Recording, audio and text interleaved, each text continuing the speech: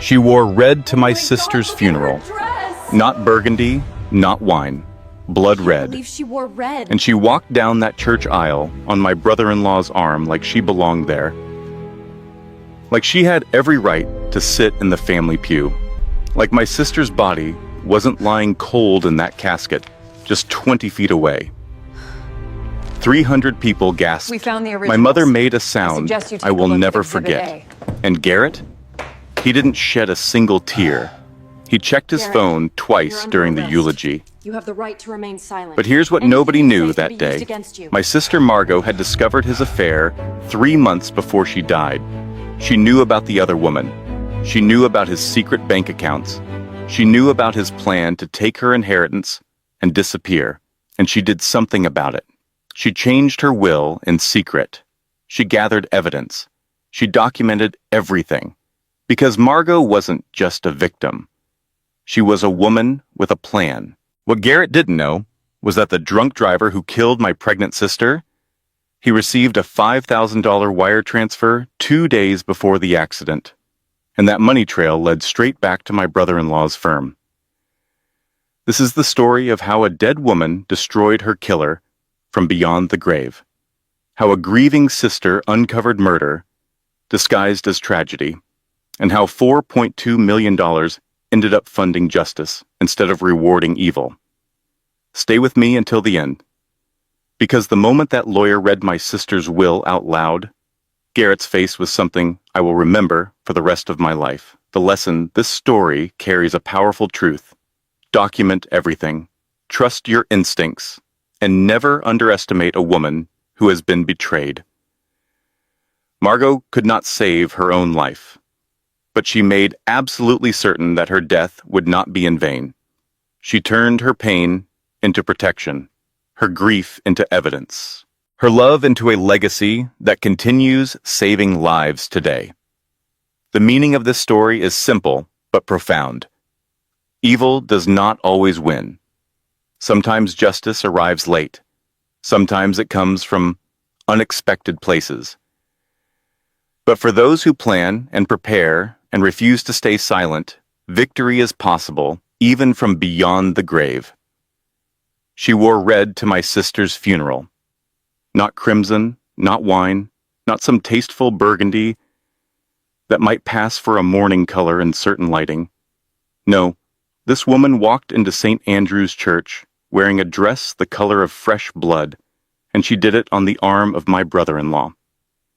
The September air carried the heavy sweetness of white lilies, Margot's favorite flower. 300 people had come to say goodbye to my baby sister, and the sanctuary overflowed with arrangements sent from students, parents, fellow teachers, and friends who remembered her kindness. The scent should have been comforting. Instead, it made my stomach turn. I stood at the church entrance in my black dress, accepting condolences with a composure I did not feel. My husband David had taken our daughter Lily to find seats. My parents waited in the front pew, my mother's hands folded in her lap, my father's jaw tight with the effort of holding himself together. Margot was 32 years old, 7 months pregnant, dead because a drunk driver ran a red light on a Tuesday afternoon. At least, that was what we believed then. The whispers started at the back of the church, a ripple of sound moving forward like a fouaf.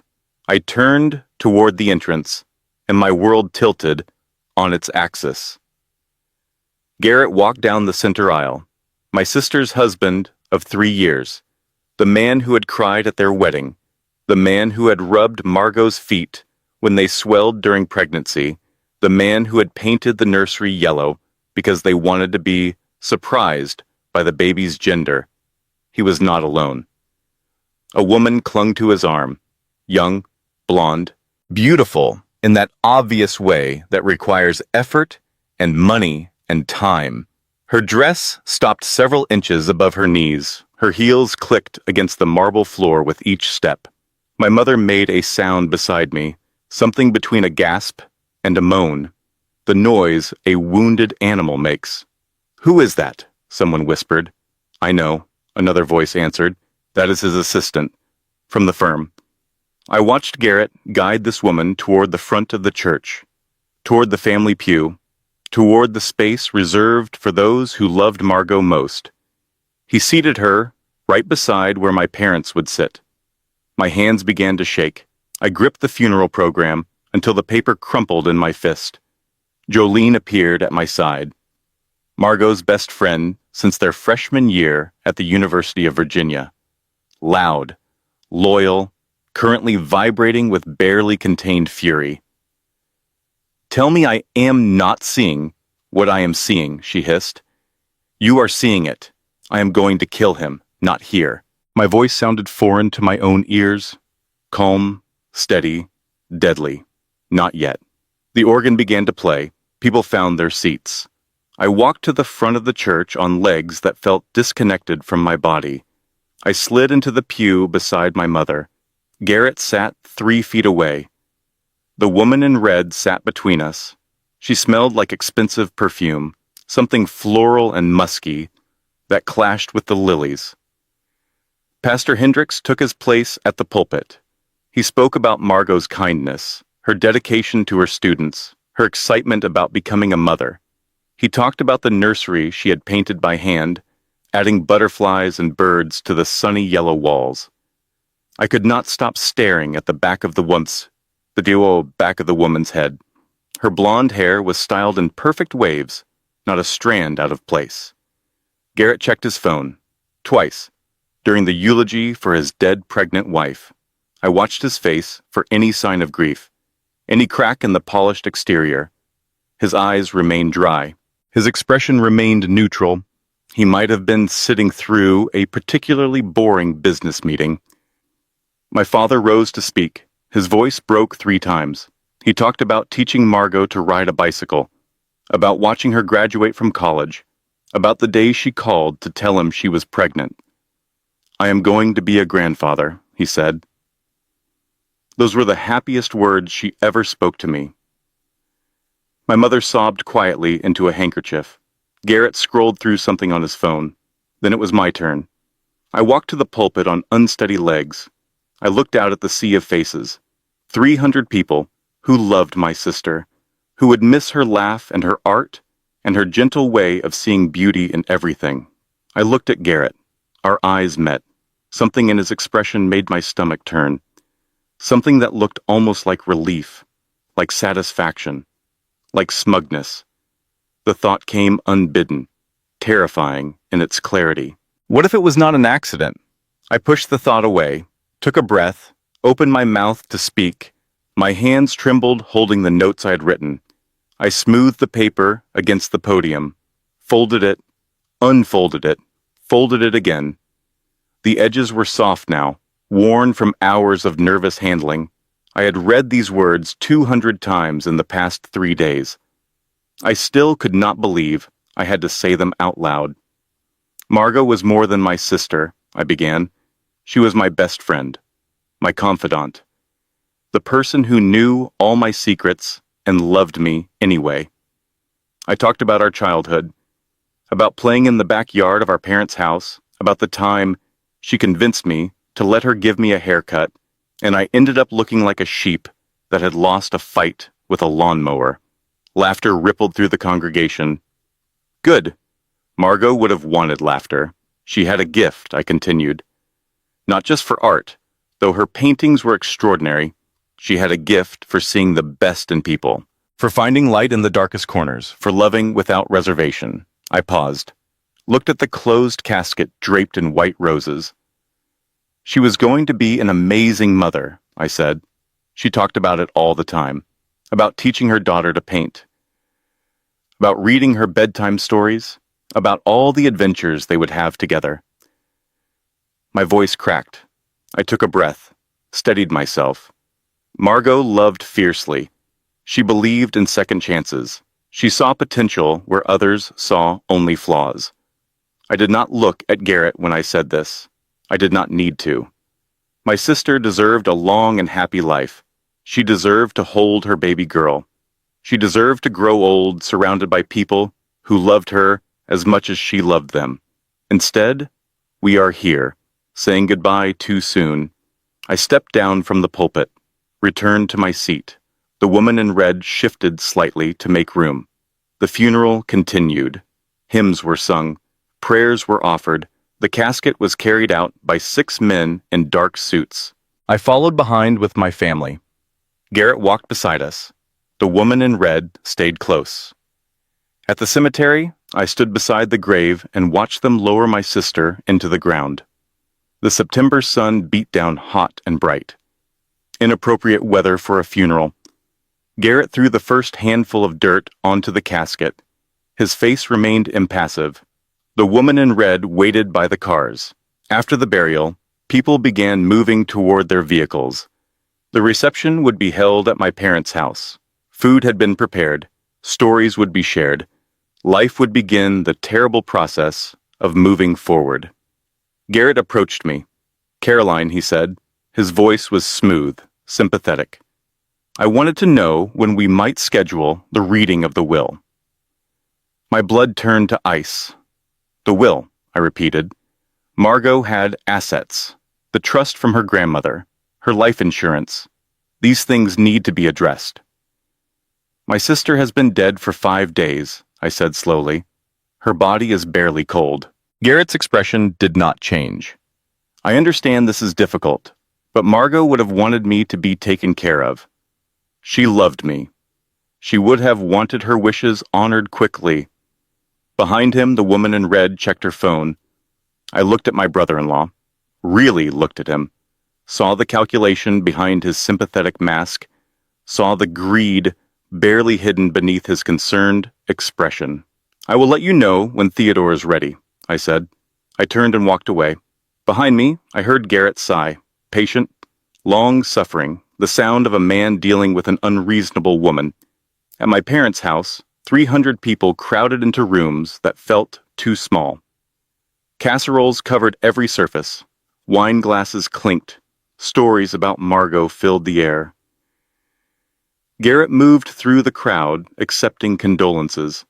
He kept his hand on the small of the woman's back, guiding her, introducing her. "This is Tiffany," I heard him say. "She has been such a support to me during this difficult time." My mother stood in the kitchen arranging cookies on a tray. Her hands shook badly enough that several cookies fell to the floor. "I need to ask you something," I said quietly. Dorothy Ashford did not look up. "What is it?" "That woman, Tiffany. Did you know about her?" My mother's hands went still. The cookies lay scattered on the counter. "Know what?" she asked carefully. "Mom." Silence stretched between us. The noise of the reception filtered in from the other rooms. Laughter, tears, the clink of glasses. "I suspected," my mother finally said.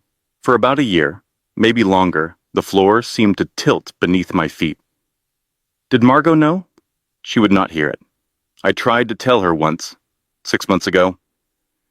She said I was being paranoid. That Garrett loved her, that I was seeing problems where none existed. I leaned against the counter, tried to breathe. She kept the baby's gender a secret," my mother continued. "Told everyone she wanted to be surprised.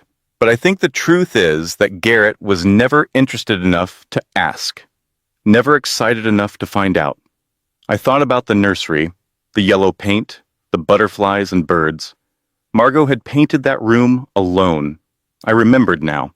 Garrett was at a conference, or working late, or dealing with some crisis at the firm. He was always dealing with some crisis at the firm. "Why did you never tell me?" I asked. My mother finally looked up. Her eyes were red, swollen from days of crying. "Because I was not certain.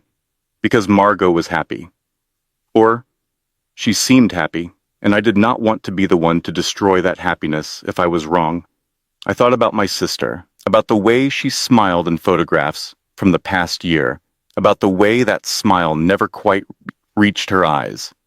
I should have looked closer. I should have asked more questions. I should have protected her. The guilt settled into my chest like a stone. Heavy. Permanent. In the other room, Garrett laughed at something someone said. The sound was loud, comfortable. The laugh of a man without a care in the world.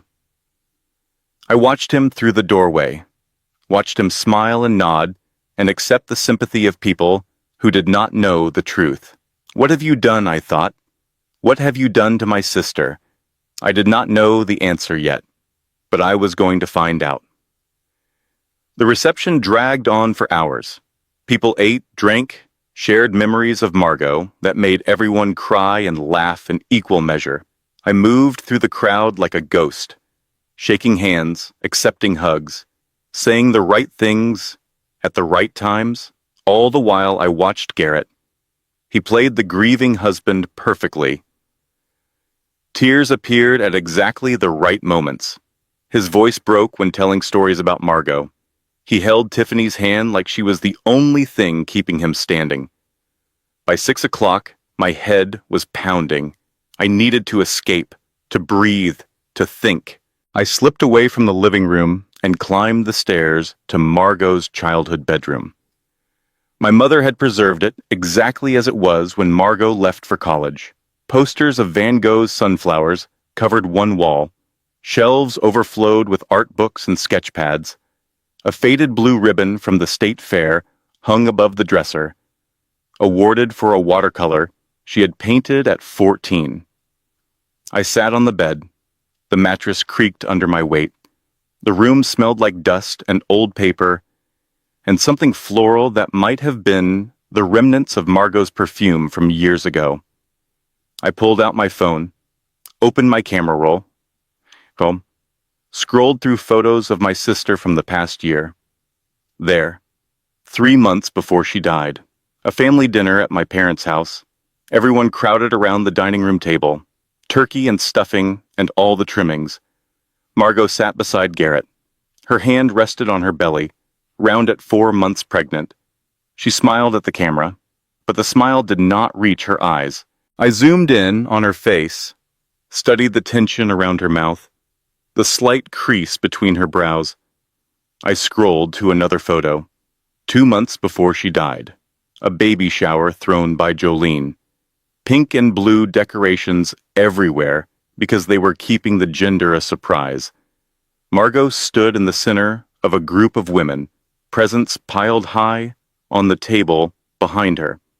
She held a tiny yellow onesie against her chest. Her smile was wide, genuine, but her gaze was distant, unfocused, like she was somewhere else entirely. I thought about what my mother had said, about Margot refusing to believe that Garrett was unfaithful, about the way she had dismissed the concerns as paranoia. But what if she had not dismissed them? What if she had believed them and simply pretended not to? "You knew?" I whispered to the empty room. "Didn't you, Margot?" The door opened behind me. I turned quickly, shoving my phone into my pocket. Jolene stood in the doorway. Her makeup was smeared from crying. Her black dress was wrinkled. "I thought I might find you here," she said. "I needed a minute." Jolene crossed the room and sat beside me on the bed. The springs groaned in protest. "I cannot believe he brought her," she said. "To the funeral, to the reception." He introduced her to Margot's colleagues from the school. "I know. Do you think Margot knew about the affair?" I looked at the photos still visible on my phone screen. Margot's distant gaze, her smile that did not reach her eyes. "I think she might have." Jolene was quiet for a moment. Then she said something that made my blood run cold. She called me the week before the accident, asked if I could recommend a divorce attorney. "What?" She said it was for a friend, someone from her book club. But Margot was a terrible liar, always had been. I stared at my sister's best friend. "Why didn't you tell me this before?" "Because I wasn't sure. And then she died, and I thought maybe I misunderstood." "Did she say anything else?" Jolene's brow furrowed. She asked about asset protection, about what happens to property when a marriage ends, about whether a spouse could be removed from a will. The stone in my chest grew heavier. Margot had been planning something, preparing for something, and now she was dead. "Coincidence," a voice in my head suggested. But I did not believe in coincidences. Not anymore. 3 days later, I drove to Margot and Garrett's house. The Cape Cod-style home, sat on a tree-lined street in a neighborhood full of young families. White siding, black shutters, a wraparound porch that Margot had loved at first sight. Garrett's car was not in the driveway. Good. He was probably at Tiffany's apartment, or back at the office, pretending to work through his grief. I used my spare key to let myself in. The house smelled stale, empty, like no one had opened a window or cooked a meal in days. I walked through the living room, past the kitchen where Margot had made Sunday dinners and birthday cakes and Valentine's Day chocolates, past the dining room where they had hosted Thanksgiving last year. I climbed the stairs, paused at the door to the nursery. Yellow walls glowed in the afternoon light. Butterflies and birds covered every surface, painted in Margot's delicate hand. A white crib stood against one wall. A rocking chair sat by the window. A mobile hung above the crib. Stars and moons in silver and gold. Margot had made it herself. I stood in the doorway for a long moment. Let the grief wash over me. My sister would never rock her baby in that chair, would never watch her daughter reach for those stars and moons, would never teach her to paint butterflies and birds. I wiped my eyes, kept moving. Margot's art studio was at the end of the hall, a spare bedroom she had converted into her creative space.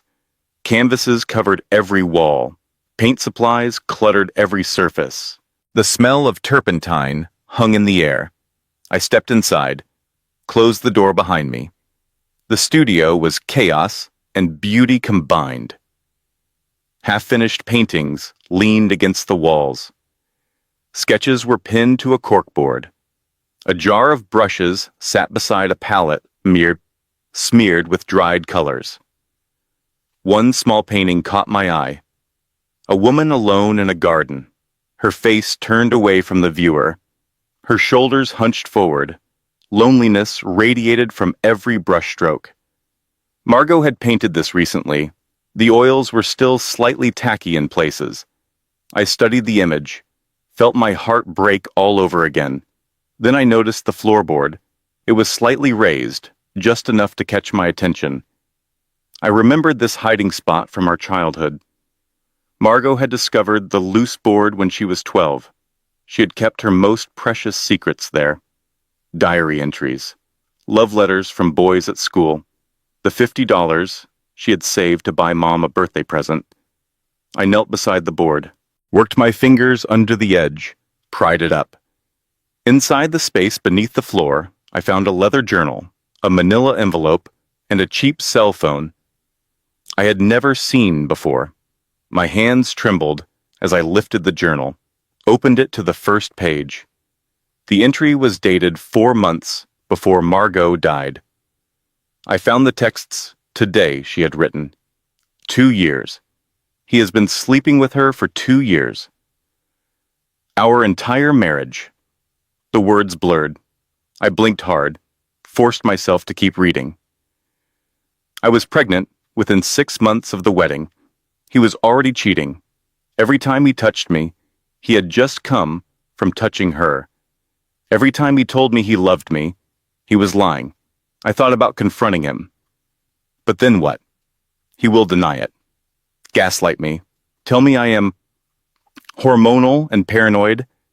I have seen him do it before. Twist reality until I do not trust my own eyes. I sat back on my heels. The studio spun around me. My sister knew. My sister knew everything. And she had not told a single person. I read more. Entry after entry of Margot processing her discovery in secret. Planning in silence. Preparing for a confrontation that would never come. I cannot leave, she wrote. Not yet. I need to think. Plan. He married me for the money. I see that now. If I file for divorce, he will fight dirty. He will use the baby against me. He will drag this through courts for years. Dad knows a different attorney. Not the family one. Someone Garrett would never think to check. I am meeting her tomorrow. I flipped forward, found more entries. Patricia Holloway is brilliant. She understands exactly what I am dealing with. She says, I need evidence, documentation, proof that will hold up in court.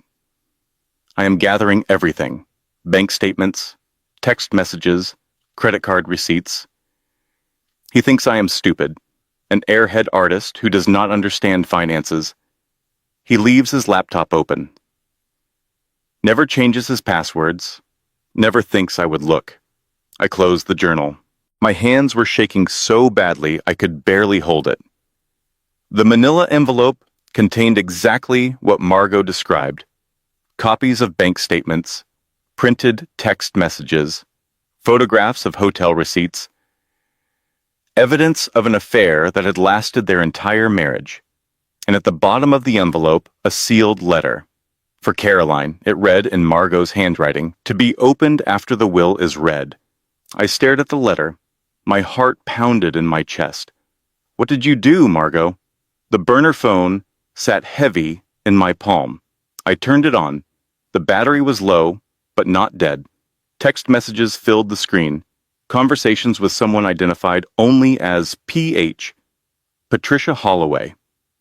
The documents are ready, one message read. We can file whenever you are prepared. Another message, dated 2 weeks before the accident. I think he suspects something. He has been watching me, asking questions, and Margot's reply: if anything happens to me, Caroline will find the evidence. She will know what to do. The stone in my chest shattered, reformed as something else: rage. Pure, white-hot, consuming rage. I gathered everything: the journal, the envelope, the burner phone. I placed them carefully in my bag. Then I drove to the beach where Margot and I had played as children. I sat in my car with the engine off, the windows down. Salt air filled my lungs. I did not cry. I was past crying. A seagull landed on my hood, stared at me with beady eyes, flew away. I picked up my phone, dialed my father's number. He answered on the second ring. "Caroline? What is wrong?" "Dad," I said. "We need to talk. About Margot. About what she asked you to do." The smell of old books and leather filled my father's study. Sunlight streamed through windows that looked out over the backyard where Margot and I had once chased fireflies on summer nights. I sat across from my father in the worn armchair I had occupied 1,000 times before. As a child doing homework while he reviewed patient charts. As a teenager asking for advice about boys. As an adult sharing news of my own pregnancy. Now I sat here asking about conspiracy and betrayal. "She came to me 3 months before she died," my father said. His voice was low, rough. Like speaking these words physically hurt him. She sat in that same chair and told me everything. I waited. Let him tell the story in his own time. She knew about the affair, had known for weeks. She had been gathering evidence, documenting everything. She said she needed my help. What kind of help? To change her will, quietly, without Garrett knowing. My father rose from his desk, walked to the window. His shoulders were stooped in a way I had never noticed before, like grief had added 20 pounds to his frame. She was afraid, he continued, not of leaving him. She was ready to do that. She was afraid of what he would do when she tried. Did she think he would hurt her? She never said it directly, but I could see it in her eyes. The way she flinched when she mentioned his name, the way she looked over her shoulder constantly. I thought about my sister, gentle Margot, who cried at sad commercials and rescued spiders instead of killing them, who believed in the fundamental goodness of people. What did she change in the will? My father turned to face me. I do not know the details. She wanted it that way. Said it was better if I could honestly say I did not know. But you helped her find an attorney. Patricia Holloway, a woman I met at a conference years ago. She specializes in cases like this, quietly protecting vulnerable spouses from partners who might become dangerous during divorce proceedings. I pulled the burner phone from my bag. This was in Margot's studio. There are text messages between her and someone with the initials P.H. My father nodded slowly. They were in contact constantly at the end. Patricia was helping her build a case, not just for divorce, but for full protection. Protection from what? From everything. From Garrett taking the baby, from him draining the accounts, from him using the legal system to destroy her. I stared at my father. Why did you never tell me any of this? She made me promise. She said if anyone else knew, Garrett might find out, and if Garrett found out before she was ready. He did not finish the sentence. He did not need to. Do you think the accident was really an accident? My father's face crumpled. The composed surgeon who had spent 40 years delivering terrible news to families finally broke. I do not know, he whispered. I lie awake every night, asking myself that question. I tell myself it was bad luck, wrong place at the wrong time, a random tragedy. But you do not believe it. He shook his head. No, I do not believe it. Silence filled the study.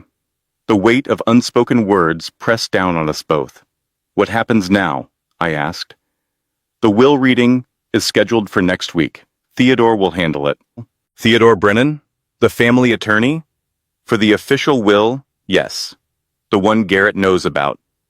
But Patricia will be there as well. She has the other documents, the ones Margot created in secret. What did those documents say? My father met my eyes. Something shifted in his expression. A hardness I had never seen before. They say that justice is coming, even if it comes too late. I left my father's study with more questions than answers. The afternoon light was fading as I drove home.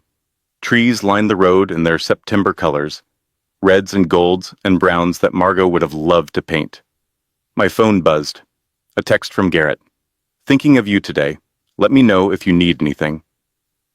Margot would want us to support each other through this difficult time. I stared at the message, felt my stomach turn. The man was either innocent or the finest actor I had ever encountered. At home, David met me at the door. He took one look at my face and pulled me into his arms without asking questions. The kids are at your parents' house, he said. They wanted to spend the night with Grandma. Good. That is good. I told him everything. Sat at the kitchen table, with coffee growing cold between us, and laid out the entire sordid story. Margot knew about the affair. She was gathering evidence. She changed her will in secret. She was afraid of Garrett. And then she died in a convenient accident. David listened without interruption. When I finished, he reached across the table and took my hand. What do you want to do? He asked. I want to destroy him. The words came out flat, cold. Not a wish, but a statement of fact. Then we will, David said. Whatever it takes, we will make sure he pays for what he did. I looked at my husband, the man who had stood beside me through 16 years of marriage, who had never once given me reason to doubt his loyalty, who loved me without reservation or calculation. How do I know? I asked. How do I know you are not like him? How do I know anyone is who they seem to be? David squeezed my hand. You know because I have shown you every day for 16 years, because I have never given you reason to wonder, because trust is built through actions, not words. Margot trusted Garrett. Margot was deceived, but her trust was not foolish. His betrayal was. I let out a breath I had not realized I was holding.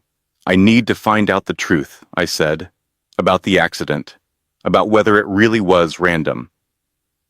Then we find out, David said, together. That night I sat in our bedroom reading Margot's journal. From beginning to end, she had documented everything. The slow dawning of suspicion, the sick feeling in her gut that something was wrong, the way she had tested Garrett with small lies to see if he would tell the truth. Where were you last night? She had asked him once. Working late, he had replied. Big deadline, but his credit card statement showed dinner for two at a restaurant 30 miles away. I knew then, she wrote. I knew without knowing, but I could not face it, not yet. I was 4 months pregnant with his child. I thought maybe I was wrong. Maybe there was an explanation. There was never an explanation. 2 weeks later, she had found the text messages. 2 years, she wrote. They have been together for 2 years, since before we were engaged. He proposed to me while sleeping with her. He married me while loving her. He got me pregnant while planning a future with her. What am I? A cover story? A source of money? A convenient lie he tells himself to feel normal? I closed the journal, pressed it against my chest. The grief hit me then, not the numb shock of the funeral, not the hollow emptiness of the reception. Real grief, crushing, suffocating. My sister had spent the last months of her life alone with this terrible knowledge, carrying a child and a betrayal simultaneously, unable to trust anyone, unable to share her burden, and I had noticed nothing. I had been too busy with my own life, my job, my kids, my comfortable marriage. I had not seen the shadows gathering around my baby sister. I should have looked closer.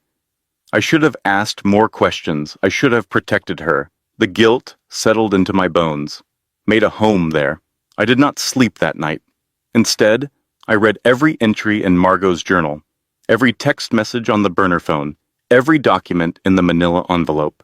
By morning, I had a complete picture of my sister's final months, and I had a plan. 2 weeks after the funeral, I sat in a coffee shop 2 towns from where I lived. Across from me sat Patricia Holloway, mid-50s, silver hair, cut short, sharp eyes that missed nothing. "Thank you for meeting with me," I said. "Your sister spoke of you often. She trusted you completely. Said you would know what to do if anything happened to her." The words hit like a punch to the stomach. I took a breath, steadied myself. What exactly did Margot prepare? Patricia pulled a flash drive from her bag, placed it on the table between us. Everything. Bank statements showing money Garrett has been hiding in offshore accounts.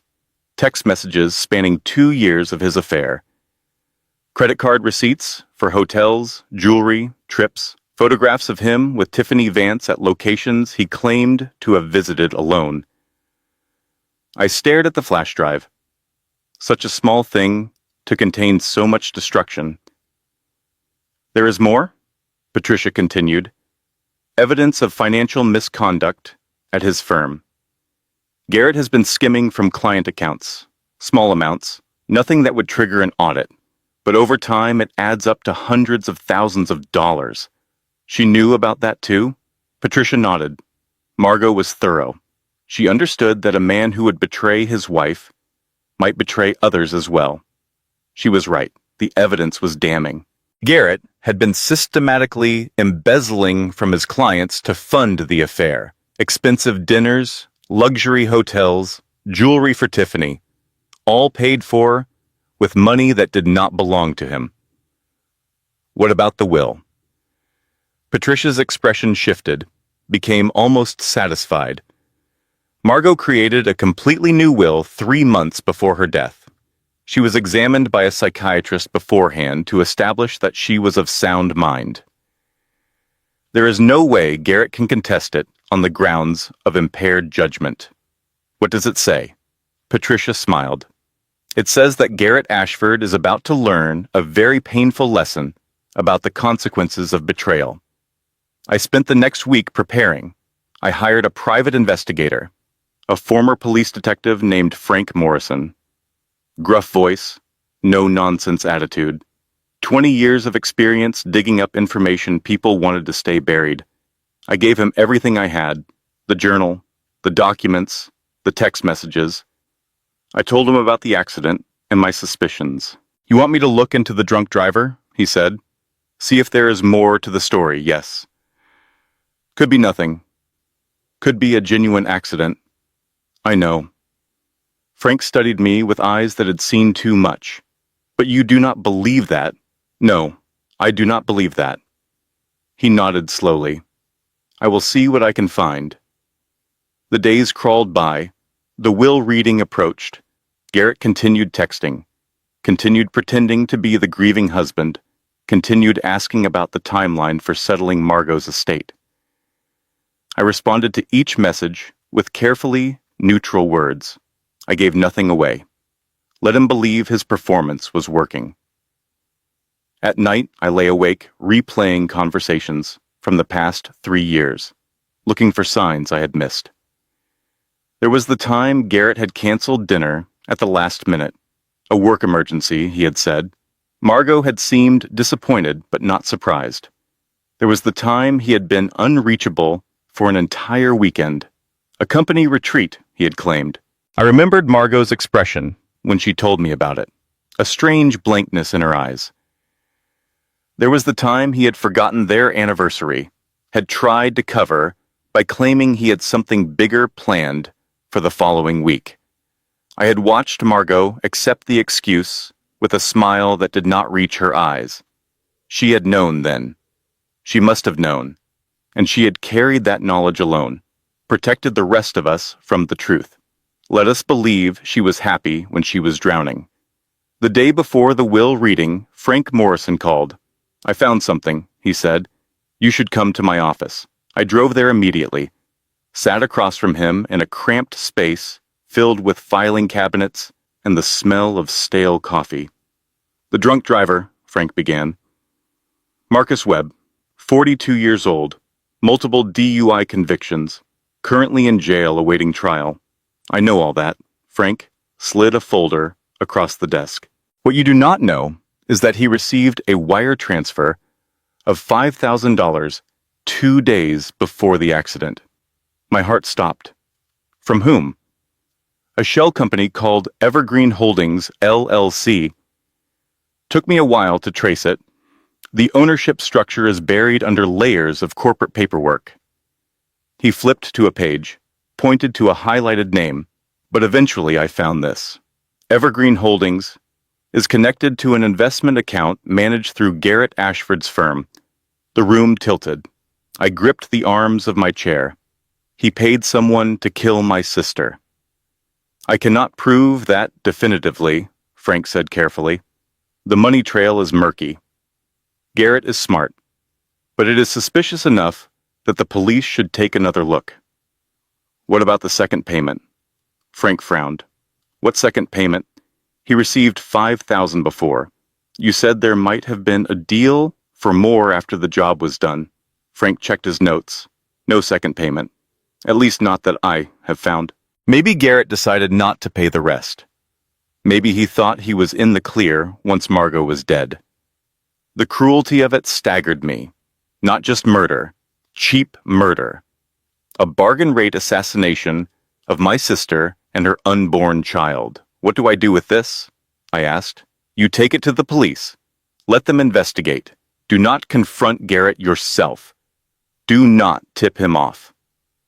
And the will reading? Frank leaned back in his chair. Let it happen. Let Garrett think he is getting away with it. Let him relax. Comfortable people make mistakes. Nervous people cover their tracks. I took the folder, stood to leave, paused at the door. Thank you, I said. Frank nodded. Your sister was smart. She documented everything. Most victims never get that chance. She gave you the tools to finish what she started. Most victims. The word echoed in my mind all the way home. My sister was a victim of infidelity, of gaslighting, of murder, and tomorrow I would begin the process of making her killer pay. The morning of the will reading, I woke before dawn. I had not slept more than 2 hours. Every time I closed my eyes, I saw Margot's face, her smile that never quite reached her eyes, her shoulders hunched, like the woman in her final painting. David was already awake. He sat on the edge of the bed, watching me. Are you ready? He asked. No. He nodded, took my hand, held it without speaking. I showered, dressed in a black suit that felt like armor. Applied makeup with steady hands that belied the chaos inside me.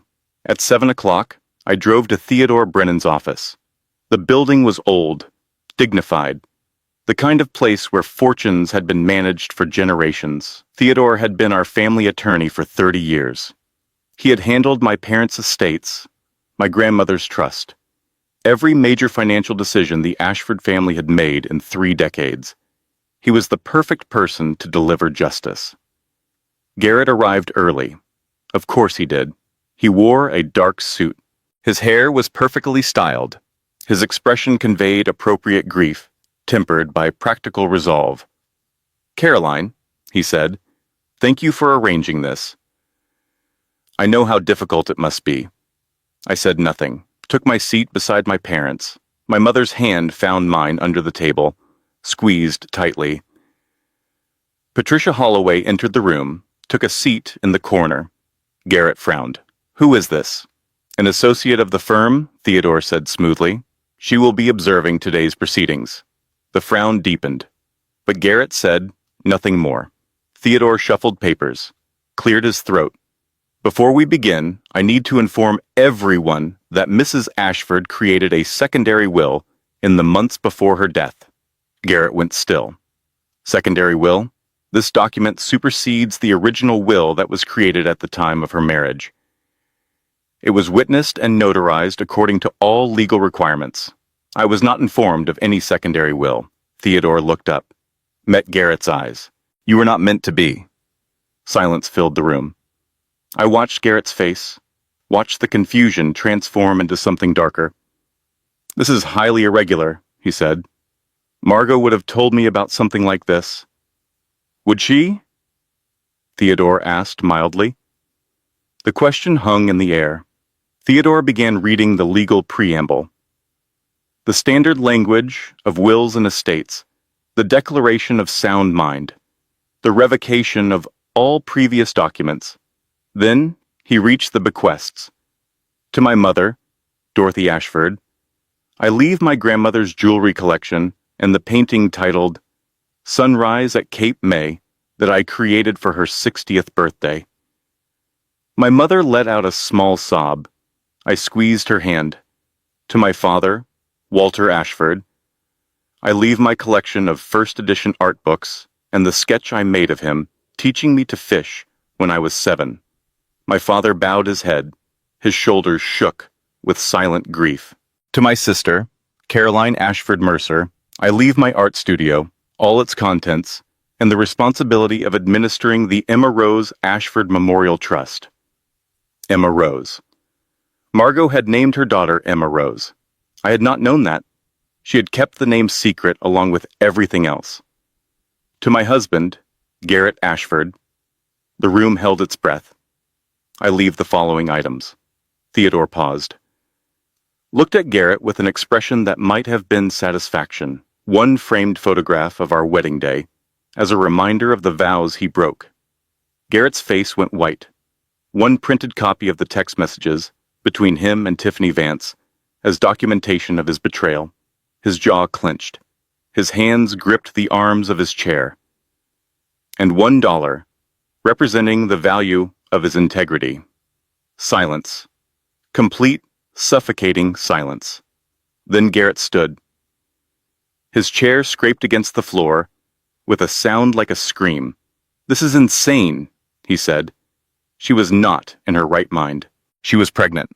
Hormonal. She could not have known what she was doing. Theodore continued reading as if Garrett had not spoken.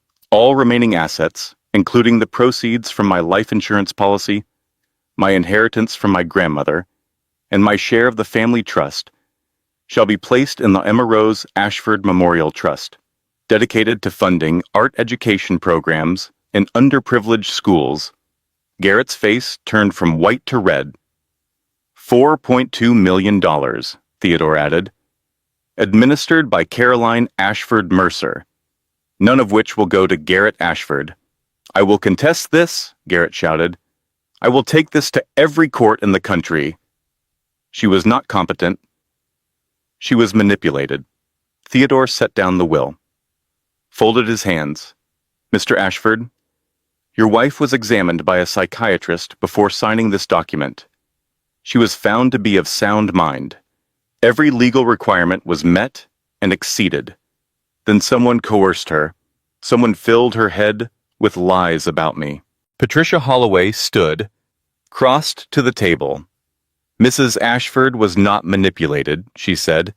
She was informed. She knew about your affair with Tiffany Vance. She documented it extensively. She knew about your financial misconduct at your firm. She documented that as well. Garrett's eyes darted to Patricia. Who the hell are you? I was your wife's attorney. I helped her prepare for the day she would need to protect herself and her child from you. This is a conspiracy. You have all conspired against me. No, Theodore said.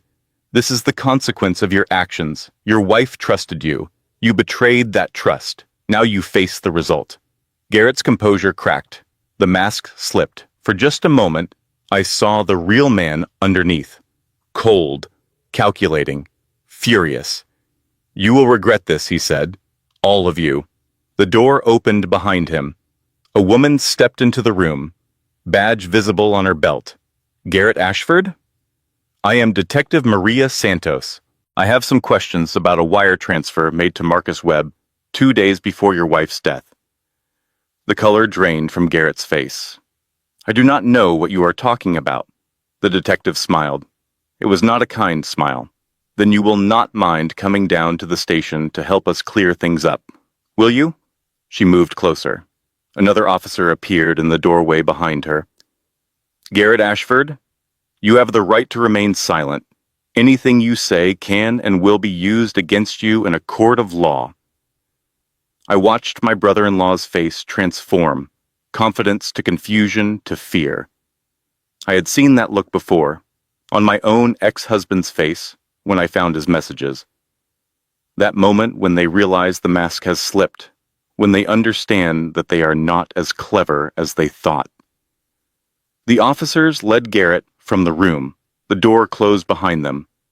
And for the first time since my sister's funeral, I could breathe. 1 month after the will reading, Garrett remained in custody. The investigation had moved quickly. Marcus Webb confessed within a week. Garrett had approached him through a mutual acquaintance, offered $10,000, half up front, half after. The second payment never came. He said the husband was worried about his wife finding something, Detective Santos told me. Said she was asking too many questions, getting too close to the truth. Marcus Webb would spend 15 years in prison for vehicular homicide. Garrett faced charges of conspiracy to commit murder. The trial would take months, maybe years. But the evidence was overwhelming. Margot had seen to that. Tiffany Vance came forward as a witness. The mistress turned state's evidence. I watched her interview on the news, could not bring myself to look away. He told me she was controlling, Tiffany said, cold, distant.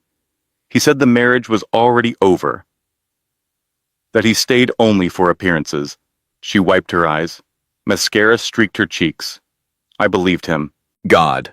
I believed everything he said. I thought we would be together once the baby was born, once he had access to the trust fund. I did not know he was planning to hurt her. I turned off the television, sat in the darkness of my living room. The woman in red had not known about the murder, had been manipulated just as Margot had been, had loved a man who did not exist. I could not find it in my heart to hate her. Garrett had done the hating for all of us. 3 weeks later, I finally opened Margot's letter. I had been carrying it with me since the will reading, afraid to read it, afraid to hear my sister's voice for the last time. But the truth was waiting, and I could not hide from it forever. I sat in Margot's art studio, surrounded by her paintings. The smell of turpentine and linseed oil filled the air. I opened the envelope, unfolded the paper. Dear Caroline, if you are reading this, then something happened to me. I hoped I was being paranoid. I hoped I would burn this letter someday and laugh at myself for being so dramatic. But you are reading it, so I was right. Everything you need is in the flash drive. Evidence of his affair, his financial crimes, his plans to leave me and take the trust fund. I changed my will. Every penny goes to Emma. If Emma is not with us either, then everything goes to the Margot Ashford Foundation for Art Education. Garrett gets nothing. Do not feel guilty, Caroline. Do not spend years wondering if you could have saved me. I made my choices. I stayed too long. I hoped too much. I read those lines again. Let them sink into my bones. I made my choices. I stayed too long. I hoped too much. How many women had thought those same words? How many had blamed themselves for the cruelty of others? The only thing I need from you is this. Make sure he does not win. I love you. Tell Mom and Dad I love them. Tell Emma, wherever she is, that I loved her too. Your sister, Margot. I sat with the letter for a long time, read it over and over until I had memorized every word. Then I folded it carefully, once, twice, 3 times, slipped it into my wallet beside the photograph of Margot from our last vacation together, 2 sisters on a beach, both smiling, neither knowing what was coming. That night I visited my sister's grave for the first time since the funeral. 2 headstones stood side by side. White marble glowing in the moonlight. Margot Elaine Ashford, beloved daughter, sister, friend. Emma Rose Ashford, forever loved, forever remembered. I knelt between them, placed daisies on both, Margot's favorite flower. We got him, I whispered. He is going to prison, for a very long time. The wind picked up, rustled the leaves of the oak tree overhead. The foundation is being established. Dad is handling the paperwork. We are going to fund art programs in schools that cannot afford them. Your legacy is going to help thousands of kids. A car passed on the distant road. Headlights swept across the cemetery and disappeared. I found your journal. I read all of it. I know how scared you were at the end, how alone you felt. My voice cracked. I pressed my palm against the cold marble of Margot's headstone. I am so sorry I did not see it. I am so sorry I was not there for you. The guilt I had been carrying shifted, did not disappear, but changed shape. I could not save my sister, could not turn back time and pay attention to the signs I had missed, could not undo the damage that was done, but I could finish what she started. I could make sure her death meant something. I could make sure he did not win. I stayed at the cemetery until dawn, watched the stars fade, and the sky turn pink with the first light of morning. When I finally stood, my legs were stiff from kneeling. My back ached. My eyes burned from crying. But something had shifted inside me. The grief was still there, would always be there, but now it had a purpose. I drove home as the sun rose, made coffee, sat at my kitchen table watching light fill the room. David found me there an hour later. He did not ask questions, just poured himself a cup of coffee and sat down across from me. I am going to run the foundation, I said. I know. I'm going to make it everything Margot wanted it to be. I know that too. I looked at my husband, the man who had stood beside me through every step of this nightmare.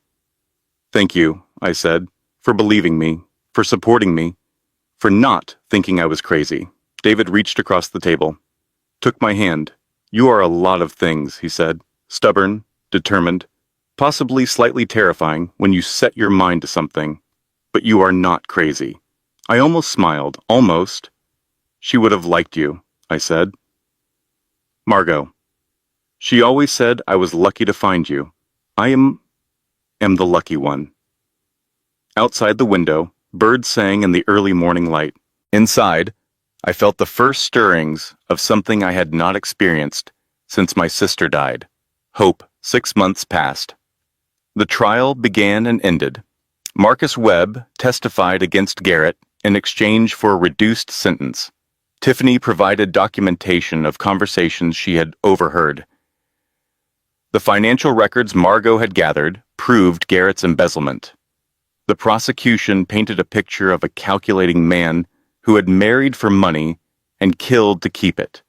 The defense tried to argue coincidence, bad luck. A web of circumstance that looked suspicious but proved nothing. The jury deliberated for 2 days. Guilty on all counts. Garrett was sentenced to 30 years in federal prison. No possibility of parole. His parents stopped visiting after the first month. His colleagues refused to speak to reporters. His name became a cautionary tale, whispered at dinner parties. The man who killed his pregnant wife for her inheritance. The monster hiding behind a charming smile. I watched the sentencing from the back of the courtroom, sat beside my parents and Jolene and Patricia Holloway. We did not cheer when the verdict was read, did not celebrate when the judge handed down the sentence. Justice is not a celebration. Justice is a closing. After the trial, I threw myself into the foundation. The Margot Ashford Foundation for Art Education launched 3 months after the sentencing. First project? Renovating art rooms in 12 schools across the state. I spoke at the opening ceremony, stood at a podium in a gymnasium filled with teachers and parents and students. My sister believed that art saved lives, I said. She believed every child deserved the chance to create, to express, to find beauty in a world that can be very dark. I looked out at the faces watching me. Some I recognized. Most I did not. Margot did not get to see her daughter grow up. She did not get to teach her to paint butterflies and birds. She did not get to watch her reach for the stars. My voice cracked. I paused, steadied myself. But through this foundation, Margot will touch thousands of lives. Her legacy is not what was taken from her. Her legacy is what she built, what she left behind. A child in the front row raised her hand. I smiled. Yes? Did your sister paint those butterflies? The child pointed to a banner behind me, a reproduction of the nursery mural Margot had created for Emma. Butterflies and birds against a sunny yellow background. She did, I said. She painted them for her daughter. They are beautiful. They are, I agreed. She was very talented. The ceremony continued. Speeches were given. Ribbons were cut. Art supplies were distributed to wide-eyed children who had never owned their own paint set before. Afterward, a woman approached me in the parking lot. Mrs. Mercer? I turned. She was young, maybe 25, dark hair pulled back in a ponytail, paint stains on her jeans. I am sorry to bother you. I just wanted to say thank you. For what? I was one of Mrs. Ashford's students. 12 years ago, I was in her 5th grade art class. I studied her face, tried to see the child she had been. She changed my life. The woman continued. My family did not have money for art supplies. My parents thought art was a waste of time. But Mrs. Ashford, your sister, she saw something in me. The woman's eyes filled with tears. She bought me my first real sketchbook, stayed after school to teach me techniques, wrote me a recommendation for a summer art program that changed everything. What do you do now? I teach art. Middle school, in a district a lot like the one where I grew up. I blinked back my own tears. She would have loved that, I said, knowing that one of her students became a teacher. The woman smiled. She told me once that art is not about talent. It is about courage. The courage to put something out into the world that might be rejected or ridiculed or ignored. That sounds like Margot. She saved my life, Mrs. Mercer. And now her foundation is going to save other kids like me. I just wanted you to know that. The woman walked away, disappeared into the crowd. I stood in the parking lot for a long moment, let her words settle into my heart. Margot's legacy was not just the foundation, not just the money, not just the programs we would fund. Her legacy was the lives she had touched, the students she had inspired, the courage she had nurtured in others. She was still saving lives, even now. That evening I visited the cemetery. The headstones gleamed white in the fading light. Fresh flowers from my mother, rested against the marble. I sat beside the graves, pulled my knees to my chest, watched the sun set behind the trees. "The trial is over," I said. "He got 30 years. He will be an old man when he gets out. If he gets out." A bird called somewhere in the distance. Another answered. The foundation launched today. We funded 12 schools in the first round. There are applications from 40 more. I thought about the woman in the parking lot, the student Margot had saved. "You are still changing lives," I said, "still inspiring people, still making the world more beautiful." The wind picked up, carried the smell of autumn leaves and approaching rain. "I found your painting. The one you hid from me, 2 sisters on a beach." I smiled despite the tears running down my cheeks. "It hangs in my hallway now, right where the morning light hits first. I pass it every day on my way to work." I stood, brushed the grass from my pants. "I love you, Margot, both of you." I placed my hand on Emma's headstone, felt the cold marble beneath my palm, then I walked back to my car. Drove home through streets lined with trees wearing their autumn colors. The house was warm when I arrived, lit from within. David's car in the driveway, the sound of children laughing from the backyard. I stood on the porch for a moment, watching my family through the window. Lily was 10 now, almost the same age gap between us and Margot. She had Margot's love of art, spent hours in her room with sketchbooks and colored pencils. Jacob was 7, energetic, curious, convinced he was going to be an astronaut or a dinosaur hunter, or both. David stood at the kitchen counter, chopping vegetables for dinner. He looked up as I walked through the door, smiled. "How was it?" he asked. "Good. Hard, but good." He crossed the room, wrapped me in his arms. I pressed my face against his chest, let the warmth of his embrace seep into my bones. "She would be proud of you," he said. "I am just following her plan. We both know that is not true." I pulled back, looked at my husband. "She gave me the puzzle pieces," I said. "I just put them together. You did more than that. You fought for her when no one else could. You made sure the world knew who Garrett really was. You turned her rage into something beautiful." I thought about Margot's letter, the words that had carried me through the darkest months. "Do not feel guilty. I made my choices. I stayed too long. I hoped too much." Maybe guilt was part of the journey. Maybe it was the price of loving someone you could not save. But maybe, too, there was a way through it, a way to honor the dead by helping the living, a way to transform grief into purpose. "Mom," Lily called from the backyard. "Come see what I drew." I took a breath, let it out slowly. "Coming?" I called back. I kissed David, walked through the house to the backyard where my children waited. The sun was setting. Golden light spilled across the grass. Lily held up a drawing for my approval. It was a butterfly. Bright colors against white paper, wings spread wide. "It is beautiful," I said. "Aunt Margot taught me how to draw butterflies," Lily said. "Remember?" I remember. I miss her. I knelt beside my daughter, brushed a strand of hair from her face. "I miss her too," I said. "But she is not really gone. She is in your drawings, in the foundation, in every child who learns to paint because of her." Lily considered this, nodded slowly. "That is a lot of places to be," she said. I smiled. "It is." She was a lot of woman. The evening stretched on. Dinner, homework, bedtime stories, the familiar rhythms of family life.